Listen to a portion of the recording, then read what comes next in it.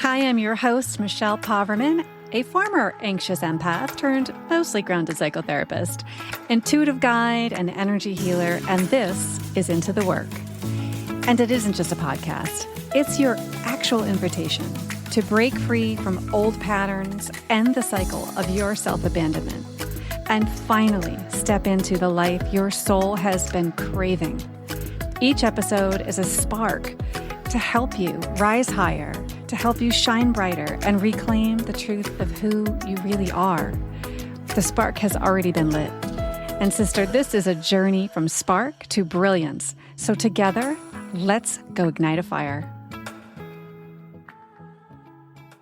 Welcome back. I'm Michelle Poverman. In today's episode, I think every sensitive or spiritually connected woman has lived through this at least a few dozen times in her life, where she has, or you have, begun to second guess whether or not you can trust yourself. Are you going to follow through? Are you going to do the thing that you really want to do? Are you going to do the thing you don't want to do? Are you able to follow through with yourself in situations that you know will be tricky for you? Will I be able to say no? Can you trust yourself? And I think for many of us, there's a moment when you realize you just don't trust yourself anymore. And not because you're weak and not because there's something inherently wrong with you, but because over time, through a series of small misalignments, you slowly stopped choosing yourself over and over again. And this episode is all about rebuilding your inner authority. The part of you that knows, the part of you that leads, the part of you that doesn't abandon your truth when it's inconvenient. And if you have been struggling with your intuition or like struggling to hear it, or you second guess every decision, or you feel like you've lost yourself somewhere along the way, or maybe you just recognize this as something you're not going through right now, but certainly something you've been through, this is going to feel like coming home in a sense, because we are really going to dive into stuff that you're familiar with. But I'm going to give you some clarity, and I'm going to share some stories that I think can help us look at the importance of this work and what you need to do. But before we dive in, if you're listening to this at the release of that podcast episode, the doors to Modern Empath Boundary Mastery are still open for just a couple more days. I am closing the doors on the 3rd, and I'm heading on an airplane, actually, and going to Nashville on the 4th. Everything we're going to talk about here today, and honestly, everything we talk about in this podcast, if it relates to you, if you like this podcast, if it's resonating with you, then consider what it might be like to work together and join the group. We'll talk more about that at the end, and the show notes will have the link. So let's talk about what it really means to lose self-trust. Let's start with something honest. You don't lose self-trust in one dramatic moment. I think this is a compassionate take on it, because it isn't some dramatic thing that happens. Like I said, it's lost in the tiny choices where you told yourself, oh, it's not a big deal. Or you said, oh, I'll deal with it later. I'm overreacting. They know better than I do. Each moment feels small when you're saying these things to yourself, but energetically, they add up. They're big. And this is especially true for us sensitive empath types, because we are taught most of our life, because we can be so open emotionally and we understand people and we are helpers by nature. We're taught to prioritize harmony over truth, our relationships over our needs, and peace over our own inner alarm bells. And that's how self-abandonment habits actually become habit. That's how that all happens, is by those small little micro movements that eventually build up.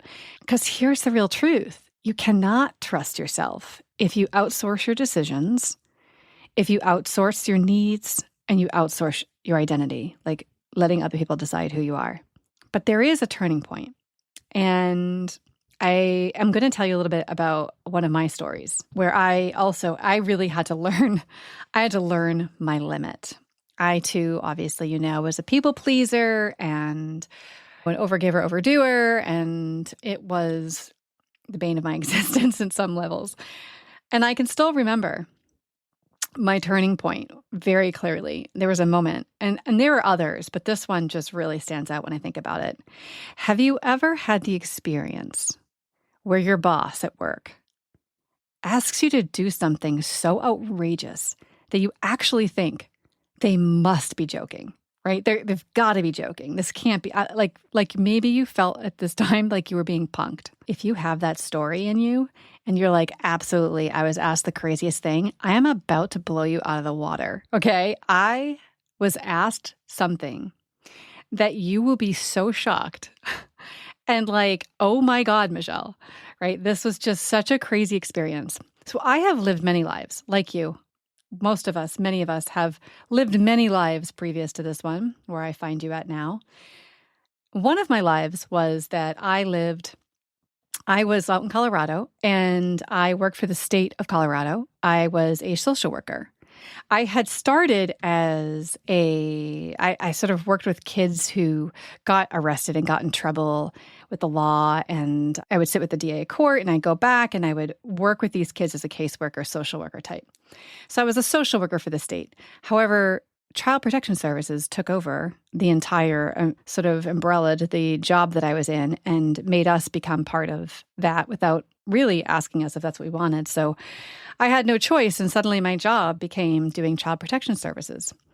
And we saw a lot. I saw a lot. It was the craziest stuff that you can't imagine. It was really crazy to hear the stories I heard and to witness what I had witnessed. So I didn't stay there too long, but this is one of the breaking points. So I'm on the job and my boss one day calls me into his office and he says, I have a question for you. I said, okay. He's like, can you sit down? I'm like, I guess. Yeah, sure. And then he asks me, he starts with telling me, there's an opportunity here. I should have known right away. There's an opportunity here for you to make some extra money. And I'm wondering if you'd be interested. And I said, okay. And he said, with a straight face, he said, there is something that we'd need you to do. And because it's out of the usual, they would pay you more. And I looked at him and I was like, what would I do? And he went on to explain to me that they just removed a small family, so 2 adults and a child, from a tiny home. They both suffered from mental illness, and they were sadly living in a world that they believed that the aliens were coming, and they were told and instructed that they needed to jar all their feces into jars. Yes, I know, this is gross. It's only going to be a minute.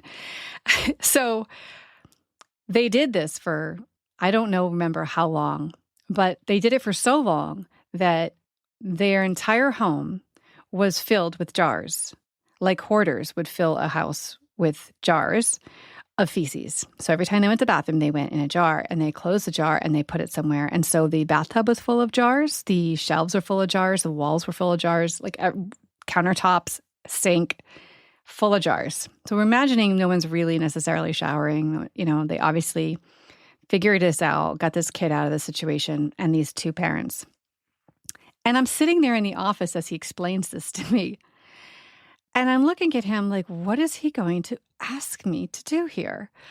And he stumbles into it and he says, we have hazmat suits. Yep, you got that right. He said, we have hazmat suits for you. And I think my eyes started to maybe even water at this point. Previous to this moment, I'm not going to lie, I have been a people pleaser my whole life, saying no to things difficult, particularly on the job type stuff, right? Like I'm really going to bend over backwards for you, especially if you're my boss and it's a work situation and. And so he says to me, we have a hazmat suit. We're putting together a small team of people. You guessed that. There's probably 2 people that are willing to do it. I have no idea. They're going to go in all suited up and they're going to remove all the jars and they're going to clean out this house. And we're wondering, we're kind of hoping you might be interested. There's extra money, he says again. And I tell you, the whole body experience that I was having as he was talking to me. And I looked at him and I looked him in the eyes and I could tell there was slightly a smirk behind his eyes. You can see that in somebody, you could feel that. But on the other hand, there was also a seriousness. He was really holding his posture in this. And I looked at him and I said, absolutely not. No. no, no, no. I think I said it like 4 times. I couldn't say no enough. And at that moment, I looked at him and I said to him, I said, you honestly, if you were to expect me to do this, I cannot work here. And I can't believe I said it because it wasn't like me to say that. But then, he kind of gave me a smile and made it all okay. And he's like, no, I totally understand. He's like, I just have to ask people, we got to get the team together to do this, which is just ridiculous, right? So that for me, though, was a turning point of using a full body no and saying, not only am I saying no, but I'm letting you know what the consequences if you push this is. I'm letting you know the consequences that I will no longer work here. And that was like a coming to Jesus meeting with my nervous system and really recognizing that I know what's not okay. This was not okay. So saying no calmly, clearly, without apology wasn't just a boundary. It was an act of self-trust. It was me choosing myself over someone else's expectations. He would have been psyched if I said yes, right? That is what rebuilding your inner authority looks like in real life. It's facing your situations and really aligning yourself with the feeling, the intuition, the experience you have internally, who you are, your values, right? All of it. You're aligning it with what comes out of your mouth, what boundaries you set, whether or not you show up for yourself, of course, is also part of it. If you really want something, if it's really important to you, showing up for yourself. But this is what it can look like in real life. And I think a lot of us empaths and sensitive people here, we lose inner authority kind of easily. If you have people pleasing, right? You take on other people's emotions as your truth. So you kind of feel like that's your responsibility. You say yes when your intuition is screaming no. In that situation, my intuition said absolutely not. I said absolutely not. But I have been in other situations many, many times where my intuition was trying to tell me absolutely not. And I'll share another story there. But there is ways in which we have let our desire, our need for being liked, loved, and approved of, it overrides our intuition. And so that becomes an issue. And you value this external approval over this internal sort of self-alignment that you're trying to have. And you override your body's cues because someone might be disappointed. You confuse keeping the peace with being safe. And that's something that happens unconsciously. Many of us didn't grow up with emotional permission. I'm going to guess you might not have had outright permission to disappoint me, right? If your parents didn't say, it's okay if you disappoint me. Your feelings are more important. That's so unusual, right? It's so unusual. And if you did get that, that's so beautiful. But that becomes the lens through which we make decisions, even as adults. And, sometimes we make poor ones. Sometimes we make decisions that are so against our intuition. I have an example of another job that I had in a previous life to the one I just explained to you when I was actually an intern in college. And I worked for this respite for adults with mental illness, and there was one individual who was there, and he was not doing well, having some sort of an episode or something going on. I was asked outright if I would drive him in my car and bring him to his apartment because he had needed some things. He didn't expect to be there so long, so he needed some things. And they can't be left alone because he couldn't be left alone because it would be a safety risk. So I needed to have eyes on him, so I had to be in the apartment with him. And I felt really uncomfortable about that. I felt it in my body. I had just walked by him, and you could tell that he was so off, and he was agitated, and he was just not right. And I was like, this is going to be weird. I didn't really feel really comfortable with it, but I didn't say anything. They were in a pinch. The guy that usually does this went home, and it was just us females on staff, but we really needed done.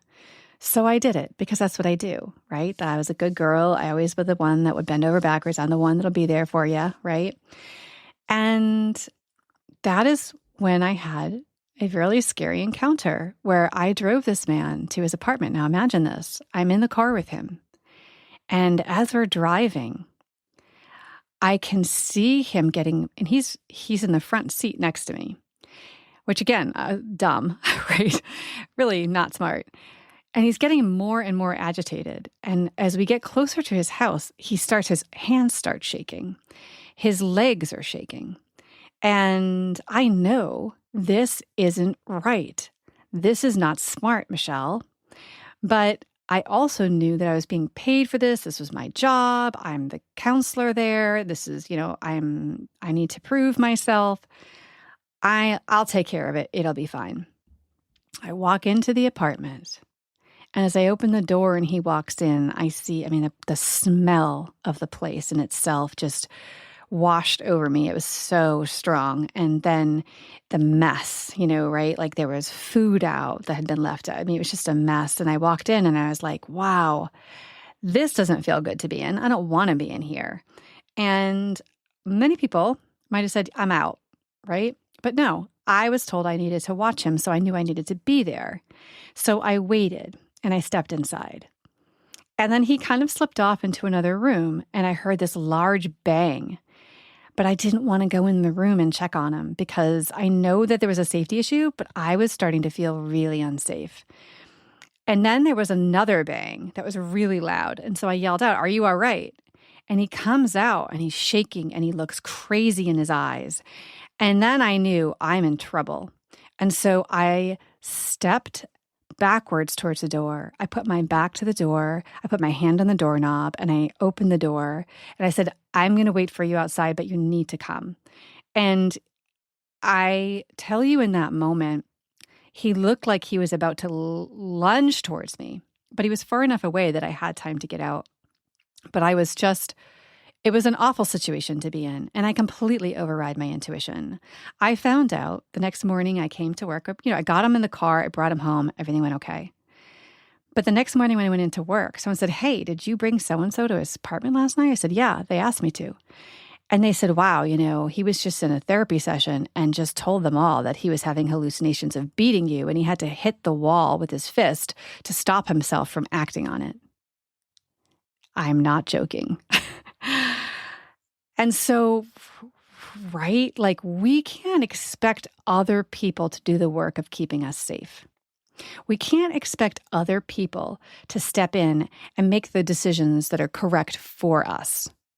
And I know this is an extreme situation, but again, I was thinking, well, they told me to come here, so it's okay, right? Like they expect this from me. It's okay. They wouldn't put me in this situation, right? Of course they did, right? Which is awful.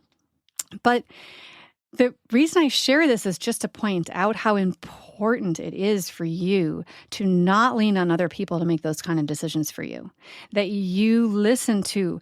Every light was going off in my body telling me this is wrong, this is wrong, this is wrong. And I'm so fortunate that it went okay. But that is the stuff that many of us, women in particular, have learned to bypass.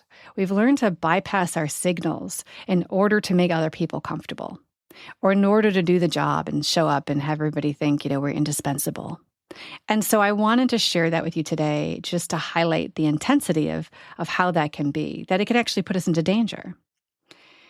The moment taught me something that I didn't really have words for at the time, but my body does know, and my intuition does speak to me. And if I don't honor it, I am the one who will pay the price. And you are the one who will pay the price if you are not honoring what you need to do to build your self-trust back. Because it is you that pays the price when you deceive yourself, when you don't show up for yourself, when you abandon yourself. It's you that pays the price. When you ignore yourself, your system learns something kind of painful. It learns, I'm not a safe place for me. Your intuition quiets because it believes you won't listen. And anybody who's worked with me for any period of time that does intuition, if we do intuition work together, we've probably explored that it's really common for women to lose track of their intuition because they have overridden it for so long that it no longer shows up for them. And in fact, as soon as you start doing the work of listening to it and believing that everything is something and buying into it all of a sudden it's gangbusters again. But when you don't listen and you do that self-abandonment piece I'm talking about, your confidence starts to shrink. You stop believing in yourself to follow through with things. You stop believing that you can actually grow and expand big because you can't trust yourself to show up for yourself the way you need to set boundaries or whatever, right? Your inner guidance system goes offline and every decision can kind of feel like a guessing game instead of knowing because you're feeling indecisive. But here's the empowering part. I just want you to hear this, that it's not like you're broken. The self-trust that you have with yourself isn't broken. It's only unpracticed, okay? You can rebuild it anytime. So you heard this episode today, so let's rebuild it. Let's get back in alignment with your trust and really start making anew, because this is it. We're about to hit into the new year here. We're ending a full year. There's a lot going on astrologically. That's a whole other show. And, there's so much to support you right now in shedding and rebuilding. And so let's look at what it takes for you to get your authority back online. First and foremost, number one is radical self-honesty. I want you to ask yourself, where am I pretending not to know when you really do know, right? And you're like, I don't know. Or you are really not willing to put it out there to people. Like, where are you doing that? What truth have you been avoiding, truly owning? That's your truth. And who am I trying to protect by silencing myself? I want you to ask yourself, who am I protecting when I'm, letting everybody else speak for me, or I am quieting myself in the background and not trusting my opinions, my thoughts, my feelings, my signals? I want you to ask, who are you protecting? Because the truth is, honesty is the doorway to trust. And being honest is how you start to trust yourself. But it also goes both ways. Being honest with other people is how they start to trust you. Someone who is transparent is trustworthy. Someone who says yes when they really mean no is not trustworthy. And I'm going to say it straight right here, is that, I think all of us need to hear this, that the truth is that people want this from you. There are definitely some who benefit from it and may feel differently. They benefit from your silence. They benefit from you being small. They benefit from you not standing in your power in this way. But most people, they want this from you. They want you to take care of you. So it's not their job. So they don't have to feel like it is their job. It's not their job, and so they shouldn't feel like it is. It's not their job to decipher what is true for you and what isn't. It's not their job to coax it out of you. So let's go on to number 2. We talked last week about making micro boundaries, and this is kind of the same thing. I just want you to think about, start small. The nervous system needs proof. It doesn't need perfection, but it does need to see this is important to you, that you will show up. And so we want to look at really small, doable ways that you can show up. So set really small little promises, like micro promises to yourself. Like, I'm going to do this tiny little thing here, and that's going to feel good, and I'm just going to do it. And I'm asking you to do that. Do that all week long, and then do it the next week, right? So keep showing up for yourself and build upon it. Set another one after that, because that's what your nervous system needs. It needs to know that you are safe and you will show up and you will follow through. You need to strengthen that muscle. And your intuition is clearest when your body is regulated. So also we want to have sort of that nervous system safety. So that's number 3, just really like deep breathing, creating stillness. Your soul speaks through a calm body. Your intuition comes through a calm body. And so if you are noticing that you are feeling like you're not trusting yourself, you have a situation coming up, you don't know how you're going to be able to handle it, or you want to show up for yourself with a goal or whatever it is, you got to call your energy back. Take a deep breath, call it from all directions, bring all your energy back from anything it's attached to, and really do some deep breaths and get back into the body and calm yourself into grounding. And then the next piece is a new inner authority story. Like, we need new stories. The narrative that you have ain't working for you, sister, right? Like, I don't trust myself. I never follow through. What's wrong with me? All of that kind of talk is certainly also like the chicken before the egg kind of thing. It's also not serving you. And so it is hurting you. And so I want you to replace, I don't trust myself with, I'm learning to trust myself again. I want you to replace like, I always mess up, fill in the blank. I always or never, anything is never a good statement, right? I always mess up. And you replace that with, every choice brings me closer to clarity. Like whatever you want to say is better than that. And then just allowing some energy boundaries. That self-trust thrives inside boundaries. So really detaching from others' reactions. Say no sooner, but learning to get ahead of it a little bit, learning how to communicate around it, and detach from other people's reactions. Because the truth is, they're in charge of them. They're adults. Every time you try to make decisions for how people should feel, or you want to try to keep them comfortable, you're taking away their power. Because they get to decide whether or not they choose to be comfortable. They get to decide whether or not they stand in their power. They get to decide how they respond to your boundary. It's up to them. They get to do that. They're an adult. It's not your job to do that for them. And so really learning to stand in that is really helpful. And just choose your truth quietly. You do not have to explain yourself endlessly. You just don't. And so I think these boundaries are just sort of the architecture of self-trust, right? They really hold it in place. So if you are feeling like this all sort of resonates and there's parts of this you could really work on, if you feel that way in general about the podcast, I want to personally invite you to check out the Modern Empath Boundary Mastery. You've got a couple days. And this program, we really do a lot of this work where we meet weekly live and we really connect as a group. It's a small, beautiful group of women and only about 9 or 10 in there right now. And we do this work of rebuilding tangible self-trust, creating boundaries that stick, ending people-pleasing and emotional over-responsibility, and really learning to choose yourself consistently. And we do this in community with each other. We do this in sisterhood. So we have a weekly meeting where each person gets a little bit of time to really just like put out there what's going on with them. And so it really allows us all to sort of hold space in this container for each other as we're going through this incredibly valuable work. And there's also monthly group healings that help you to release all these blocks and all this stuck emotion that's getting in the way of moving forward. And lots of tools and beautiful things included to help you really go inward and just really blow this up and get it done. So doors are open for a short time. I would love to welcome you inside. Let me know if you have any questions. Don't hesitate to shoot me an email, but check out the link in the show notes. And as we close, I want to say out loud, you don't need to become a new version of you.